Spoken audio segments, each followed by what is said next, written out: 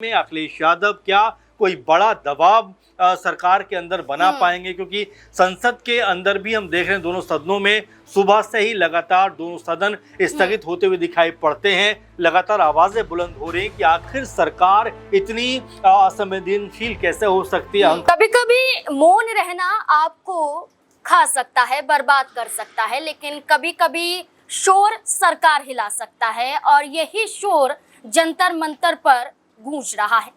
हर एक युवा की आवाज सरकार को हिलाने के लिए, सरकार को झुकाने के लिए आगे आ रही है। मांग सिर्फ इतनी है जंतर मंतर से, शिक्षा मंत्री धर्मेंद्र प्रधान अपना इस्तीफा सौंप दें या सरकार जवाबदेही पेश करे। क्या वजह है जो सरकार सामने नहीं आ रही? अब जाकर जब सुबह से लगातार युवाओं का जमावड़ा देखने को मिला, हजारों की संख्या में युवा प्रदर्शन करते हुए नजर आए, सीजेपी को अपना समर्थन सौंपते हुए नजर आए, सोनम वांगचुक का समर्थन करते हुए नजर आए। इसके बाद ये कहा गया कि सरकार ने पहल तो की है, सीजेपी के 2 प्रवक्ताओं से मुलाकात जेपी नड्डा करते हुए नजर आ रहे हैं और इस बीच में ये माना जा रहा है कि सरकार अपनी तरफ से कोई बड़ा ऐलान कर सकती है। सुबह हमने शुरुआत की कि क्या कुछ माहौल देखा गया, क्या कुछ वहां पर पुलिस द्वारा किया गया, युवाओं द्वारा किया गया, क्या कुछ वहां पर पूरा माहौल है, इस पर चर्चा की। लेकिन अब चर्चा करेंगे कि आगे और क्या कुछ देखने को मिल रहा है, क्योंकि समाजवादी पार्टी का पूरा समर्थन सीजेपी को और जंतर मंतर की तरफ कूच करने के लिए डिंपल यादव, इकरा हसन और प्रिया सरोज जैसे बड़े चेहरे निकल चुके थे। क्या जंतर मंतर पर वो मौजूद हैं? क्या अभिजीत दीपके से मुलाकात, भूख हड़ताल अभिजीत दीपके ने तोड़ दी है? ये तमाम मुद्दों पर चर्चा करेंगे और शाम होते होते क्या कुछ बदलाव देखने को मिलेगा, इस पर भी चर्चा करेंगे। वरिष्ठ सहयोगी अमन जी मौजूद हैं। सर, सबसे पहले बड़ा सवाल ये बन जाता है कि समाजवादी पार्टी के सभी बड़े सांसद सामने आए, संसद भवन से वो जंतर मंतर की तरफ एक मार्च निकालते हुए नजर आए। उन्होंने साफ तौर पर कहा कि हमारा समर्थन इन युवाओं को है, सीजेपी को है, सोनम वांगचुक को है और हम सरकार के खिलाफ उनका समर्थन करते हुए ये मार्च निकाल रहे हैं। कैसे देखते हैं? देखिए, बिल्कुल जाहिर सी बात है, क्योंकि जिस तरीके से अखिलेश यादव ने कुछ दिनों पहले भी ये बात कही, फिर तमाम जो सपा के सांसद थे वो जंतर मंतर पहुंचते हुए दिखाई पड़ते हैं, जिसमें इकरा हसन से लेकर प्रिया सरोज, डिंपल यादव, धर्मेंद्र यादव और तमाम चेहरे वहां पर दिखाई पड़ते हैं। आज जब ये संसद मार्च होने वाला था, लेकिन उससे पहले इस पर रोक लगा दी गई, तब भी जो है समाजवादी पार्टी की तरफ से आवाज बुलंद की जाती है। अखिलेश यादव कहते हुए नजर आते हैं कि ये सरकार नहीं बल्कि अहंकार है, छात्रों के ऊपर लाठीचार्ज करती है। तमाम तरह की जो आरोप हैं वो यहाँ जो सरकार है, केंद्र सरकार है, मोदी सरकार है, उनके ऊपर लगाते हुए दिखाई पड़ते हैं। और वहीं दूसरी तरफ डिंपल यादव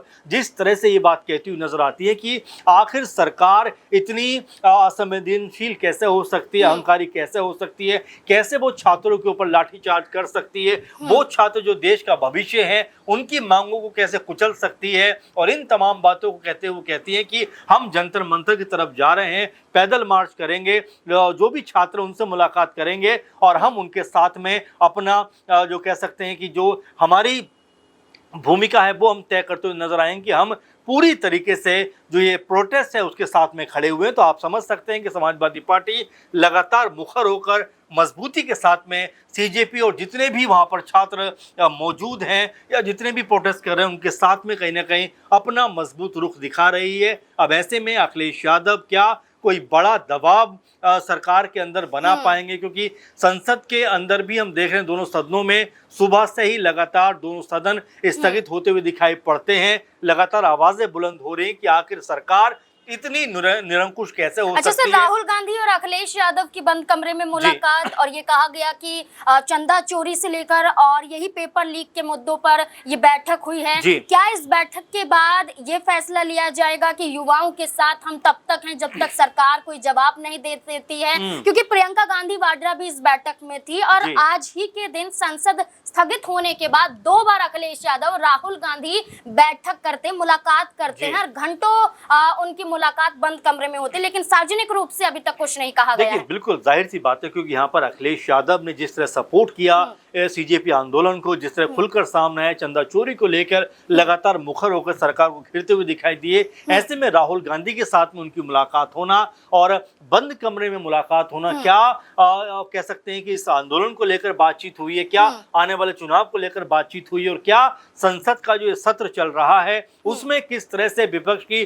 भूमिका होनी चाहिए उसको लेकर आपस में बातचीत हुई है। लेकिन हाँ, ये जरूर कहा जा सकता है कि उस बैठक के बाद में जब राहुल गांधी संसद से बाहर निकलते हैं, तमाम पत्रकार उनसे बात करने का प्रयास करते हैं, लेकिन राहुल गांधी कहते हैं कि मैं अभी बातचीत नहीं करूंगा, और बिल्कुल बिना बात कोई कहे वो आगे बढ़ जाते हैं। फिर प्रियंका गांधी उनके साथ में होती है, उनसे बात करना चाहते हैं मीडिया के तमाम पत्रकार, वो भी कहती हैं कि कोई जवाब वो देती हुई नजर नहीं आती। तो क्या अब कोई बड़ी रणनीति कांग्रेस पार्टी, समाजवादी पार्टी मिलकर बना रहे हैं? क्योंकि अगर हम संसद का मौजूदा जो कह सकते हैं स्वरूप देखें तो उसमें भी लगातार बदलाव होते हुए नजर आते हैं, क्योंकि शिंदे गुट के साथ में और 5-6 लोग जुड़ गए हैं। टीएमसी के एक बड़े कह सकते हैं कि जो गुट है वो अलग हो जाता है। ऐसे में जो सीटिंग अरेंजमेंट है उसमें भी बड़ा फर्क देखने को मिलता है। तो तमाम सारी बातें हैं, लेकिन जिस तरीके से राहुल गांधी अभी मौन है, खामोश है, क्या ये किसी बड़े कह सकते हैं कि बड़े तूफान का या बड़े सैलाब का इशारा कर रहा है, ये अपने आप में महत्वपूर्ण बात है। क्योंकि राहुल गांधी अक्सर मीडिया के सवालों का जवाब देते हैं, लेकिन इस दफा उन्होंने कोई भी बात मीडिया से नहीं की। अच्छा सर, यहाँ ये सवाल भी बन रहा है कि सोनम वांगचुक ये बार बार कह रहे हैं कि उन्हें भी जंतर मंतर जाना है, उन्हें भी मार्च में शामिल होना है। उन्होंने अस्पताल प्रशासन से भी इजाजत मांगी एक चिट्ठी लिखकर, और यहाँ तक कि उनकी पत्नी जो गीतांजलि हैं वो दिल्ली हाईकोर्ट का रुख करती हैं कि उन्हें अलग अस्पताल में भर्ती करवाया जाए, क्योंकि जो अस्पताल सफदरजंग है उनकी तरफ से जो ट्रीटमेंट हो रहा है उस पर उन्हें विश्वास नहीं है। सोनम वांगचुक ये कहते हैं कि उन्हें जब कैद नहीं किया गया है तो उन्हें ये परमिशन क्यों नहीं दी जा रही कि वो भी शामिल हो सके? देखिए, जाहिर बात है, क्योंकि सोनम वांगचुक जब कह सकते हैं उनको जब वहां अनशन से उठाया गया, सफदरजंग अस्पताल में भर्ती कराया गया, तब भी तमाम सारे सवाल उठे कि आखिर किस बिना पर उनको इस तरह ट्रीट किया जा रहा है, जबकि वो भूख हड़ताल पे हैं। और इस तरह से 20-21 दिन के बाद जिस तरह पुलिस ने सफेद जो कपड़ा डालकर उनको बड़े ही अजीबोगरीब तरीके से वहां से उठाया, उसको लेकर भी तमाम सारे सवाल उठते हुए नजर आए कि आखिर सोनम वांगचुक के साथ पुलिस क्या करने वाली। हालांकि अस्पताल में भर्ती कराया जाता है, तमाम तरह डॉक्टर की निगरानी में वो रहते हैं, और ये कहा जा रहा है कि फिलहाल उनका स्वास्थ्य बेहतर है। लेकिन सोनम वांगचुक ये कहते हुए नजर आते हैं, अभी भी जो खबर निकलकर सामने आती है कि एक बार फिर वो प्रोटेस्ट की जगह पर जाना चाहते हैं, मार्च में शामिल होना चाहते हैं। और ये भी देखिए कि उन्हीं के कहने पर उनकी जो पत्नी है गीतांजलि, उन्होंने अभिजीत दीपके से कहा कि भाई आप अनशन खत्म कर दीजिए, क्योंकि ये बात सोनम वांगचुक जी ने खुद कही है। तो अब तमाम तरह का माहौल जंतर मंतर पे दिखाई पड़ रहा है, तमाम तरह की हलचल वहां पे दिखाई पड़ती है। और एक ये जो आंदोलन था, अभी तक इसमें 400-500 हजार के आसपास जो लोग दिखाई पड़ते थे, छात्र नजर आते थे, अब ये संख्या कई हजारों में चली गई है, और ये आंदोलन जो है एक बड़ा रूप लेता हुआ दिखाई पड़ता है। और ये भी सुबह से हम देख रहे हैं कि तमाम जो छात्र हैं, लोग हैं, वो देश के कोने कोने से आकर यहाँ पर जमा हुए हैं, और तमाम तरह से सरकार के ऊपर दबाव बनाने का प्रयास यहाँ पर दिखाई पड़े। बिल्कुल, एक तरफ सीजेपी के दो प्रवक्ताओं की मुलाकात जेपी नड्डा से, तो दूसरी तरफ धर्मेंद्र प्रधान की मुलाकात अमित शाह से। देखना होगा कि क्या कुछ हल निकल पाएगा आज, या फिर ये प्रदर्शन यूं ही जारी रहेगा। इस पूरे मुद्दे को लेकर आपकी क्या राय है? कमेंट सेक्शन में अपनी राय जरूर दें। धन्यवाद।